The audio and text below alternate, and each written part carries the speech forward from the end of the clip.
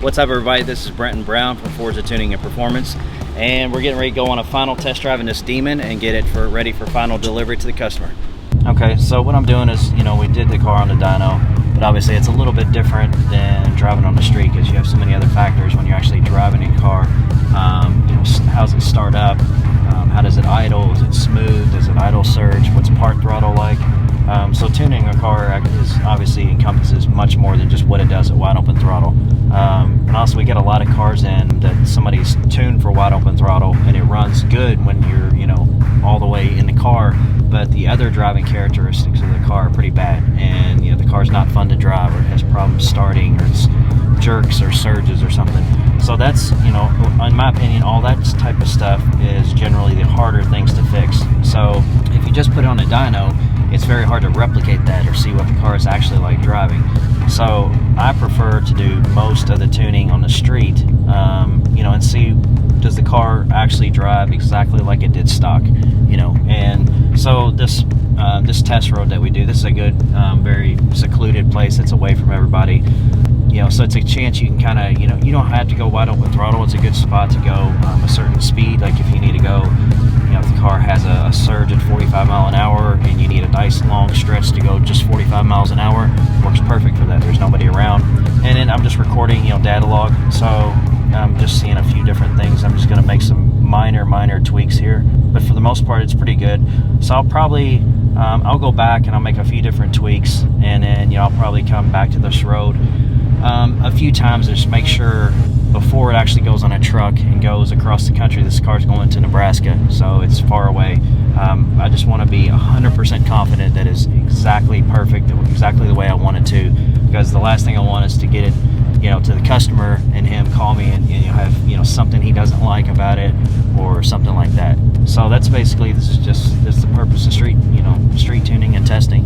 And I'll usually do this a few times, and then once I'm fully happy with that, then it'll go through the final safety inspection. So it goes on a rack, double check everything again, all the fluids, the bolts, everything, and then it goes on the truck and goes to the customer.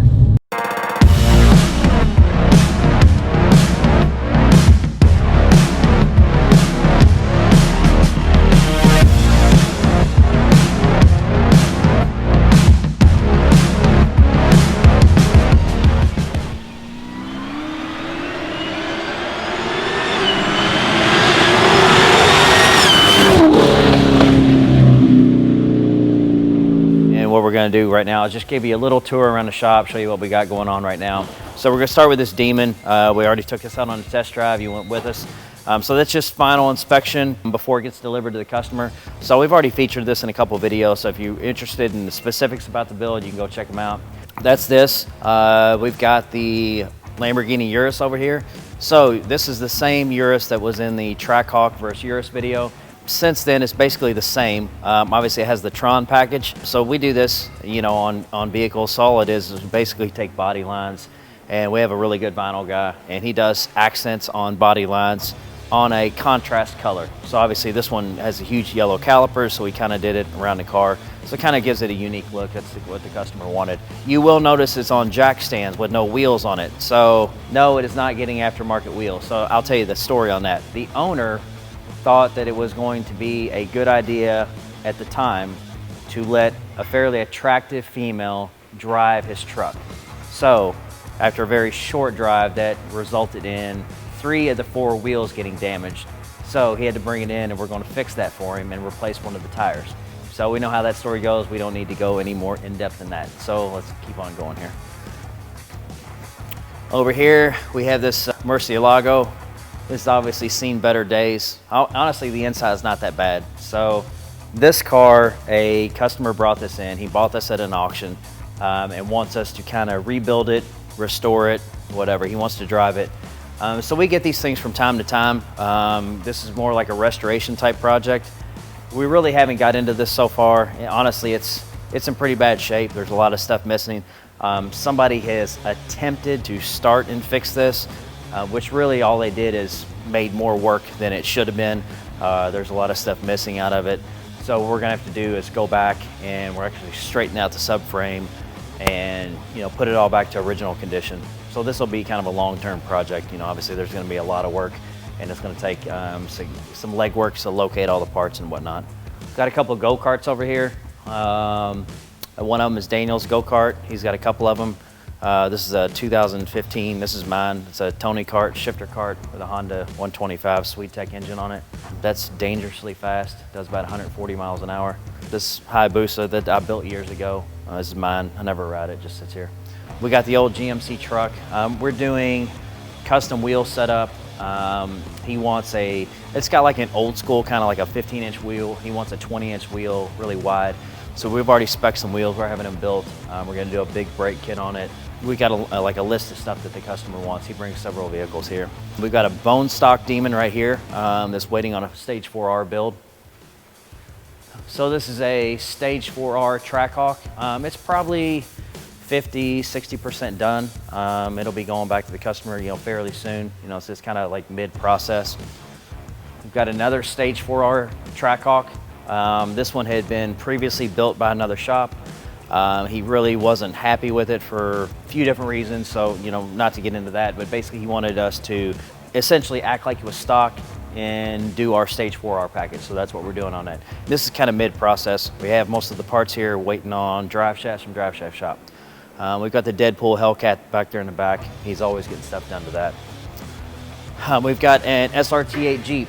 So this is, we don't get a ton of these, mostly we do Trackhawks.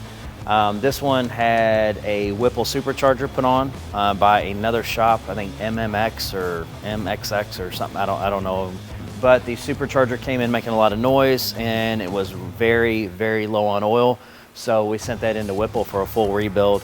He had previously taken this to another shop to have like LED or like halo lights put in it, and they completely butchered the stock lights. Like, this is not something we normally do, but he brought it in here and they basically cracked the entire headlight housing in these headlights to try to split them apart and put the halo ring conversion in. So unfortunately he had to buy complete new headlight assemblies from the dealer, and it was crazy expensive. I think they're like $1,000 a piece. We took them apart, put the lights in them, put them back together, reinstalled it, put the front bumper on. So as soon as we get the Whipple back from getting rebuilt, then we'll put that back together. It's probably, I think it shipped out yesterday. This is a stage 4R Trackhawk that's done. This is the one from the video with the 488 GTB. So this is going back to Oklahoma. So it's done, just waiting on transport to come get it. We've got this Demon that has been in there for a while, and we are still waiting on the Hellephant engine. There is a really nice lady that works for Dodge that's basically heading up the Hellephant engine project. And so they limited purchases to 100 builds. And she assured me that they are going to make more. They're going to do the first 100 and then they're going to open it back up for production again. So basically there's a lot of speculation on the internet about, they're not going to make it or whatever. People have been posting pictures. So the real story behind that, and this is from the lady that heads the division at Dodge, super nice lady. They are making the Hellephant engine. What happened was, the original version, they had some design problems, and she didn't, get into specifics about what it was. But during the testing process, after they already made some, they found some stuff that was either failure prone or did fail. And so they went through a redesign and basically came up with a new Hellephant engine, and then went through the entire testing process again, confirmed that all the problems were fixed, and they've got a finalized version. And those are in production, and they've already shipped several of them. So we have a doctor in the United States, and he received number 17 of 100. And he's already received his Hellephant engine. He sent me pictures of it. He's actually gonna send the engine and his car. I'm not gonna release what the car is yet, but what the swap's gonna be. We're gonna do that for him. So I don't know what number we're at, she told me, but honestly I forgot. But she said with the coronavirus, fiasco going on, that we should receive ours in the summertime. So she didn't specify when, probably because this virus thing is so crazy, nobody really knows any exact timelines on what's gonna go on. So as soon as we get that, this is gonna start, and this will be the Hellephant Demon build. So we're super excited about this. The owner of this car is a super nice guy. He's really puts a ton of effort in this car. So we have the luxury of really going all out on this thing and doing some really cool stuff. So I'm not gonna tell you anything about it now. We'll do an in-depth build process, but we've got custom ceramic wheel bearing hubs for this car. We've got a bunch of like one-off stuff that we're doing for this thing. So that'll be cool. We'll do episodes on it for you all. In the back is another Trackhawk. That guy actually sent that here, and it has a ton of shit already done to it. Honestly, it's probably damn near almost everything you could do to a Trackhawk. So what we're kind of doing is taking what he had, and the truck ran like total shit. I don't remember who did what to it. It's been through a bunch of places, but it's got a built engine, forged internals. I mean, a lot of stuff done to it. So we're redoing the supercharger now, redoing the nitro setup on it, and kind of going through it front to back. And if there's anything that we would do differently, we're changing it, and we're gonna try to get that thing running for him good. So right now, Nitrous Outlet has the blower case, and they're plumbing the hard lines, and that's kind of in process. We've got the Demon from Kuwait. So this is obviously mid-build. We just got the heads in from ThighTech today for it.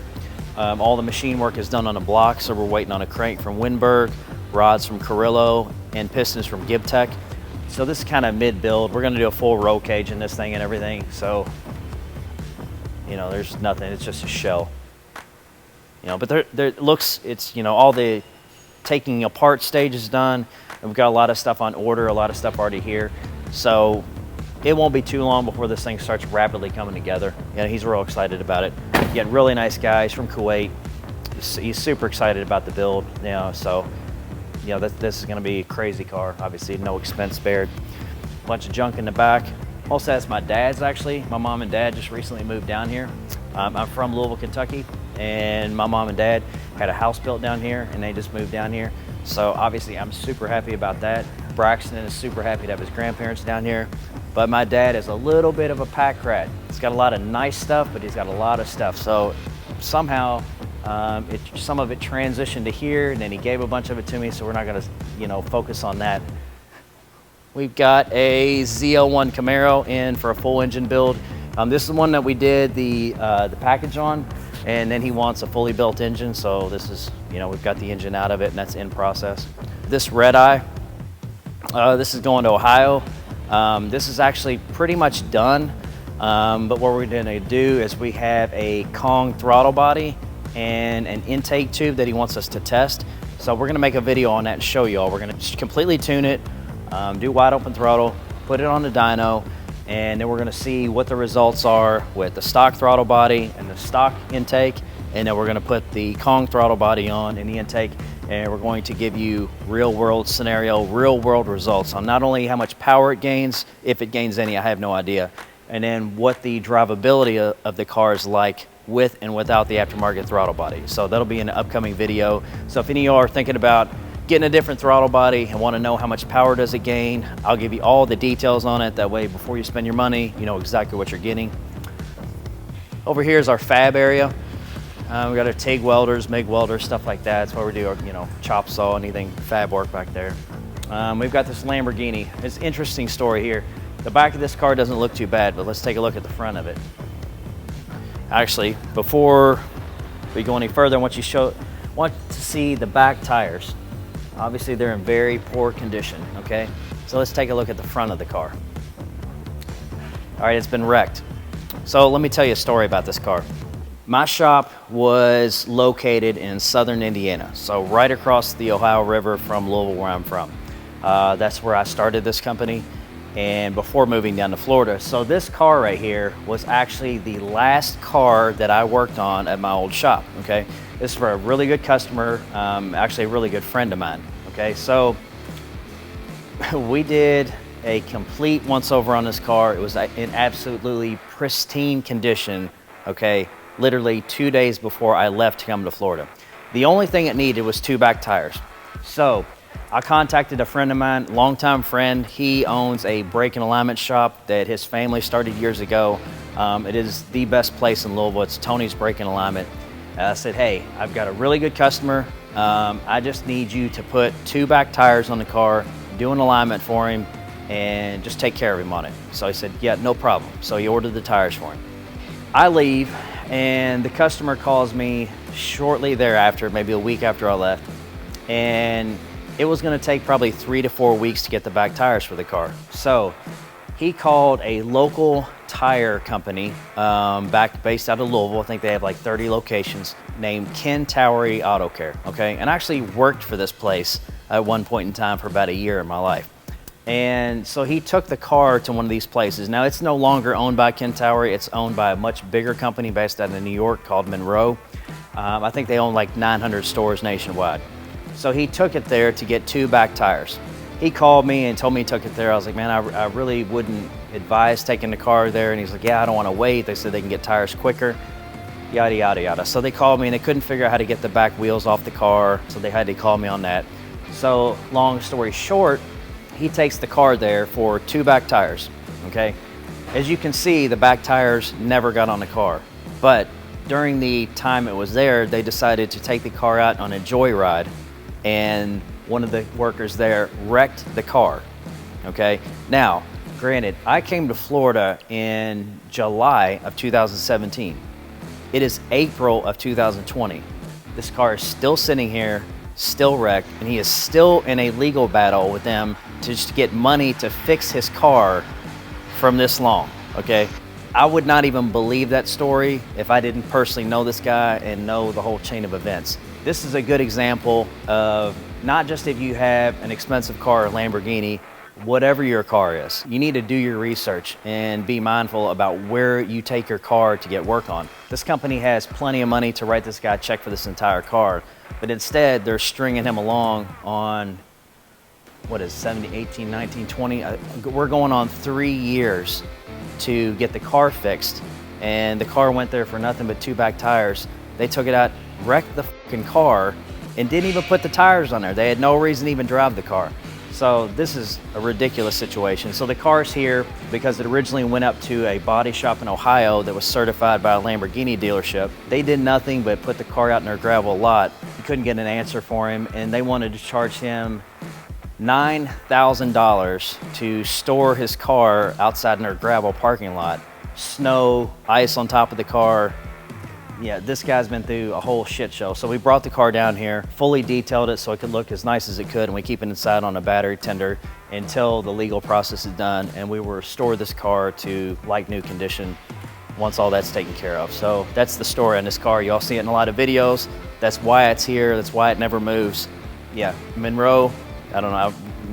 I don't know what to say about that. You know, a bunch of fucking idiots. But here's the M4 on the dyno. Y'all saw it a little bit. We're tweaking some tuning changes on it.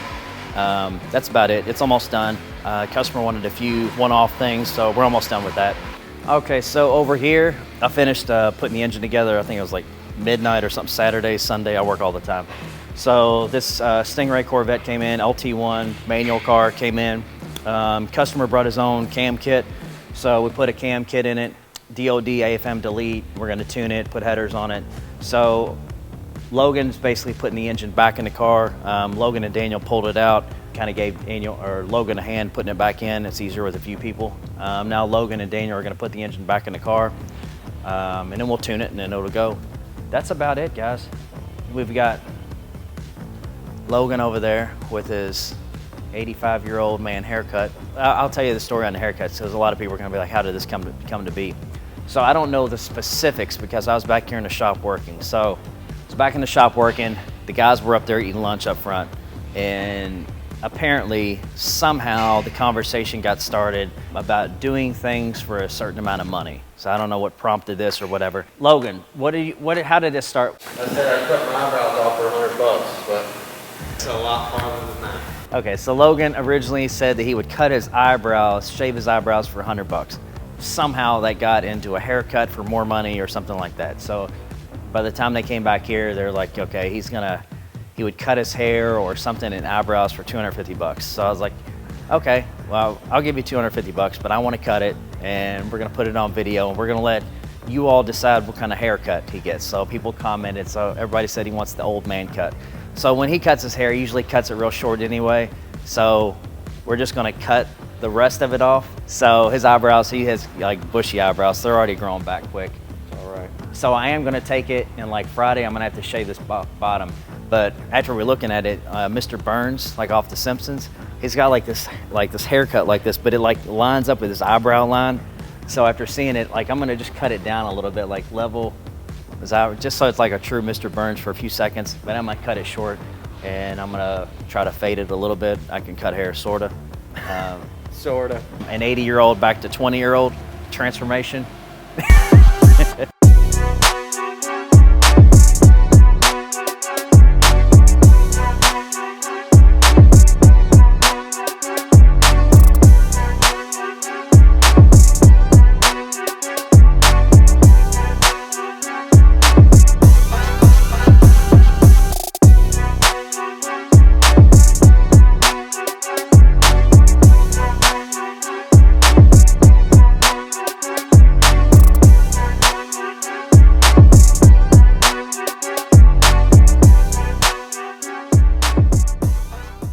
Dude, I feel so much freaking better. It is ridiculous. Make sure to like and subscribe. Go follow us on Instagram. Turn on the notification bell to never miss a video. Bye, everybody.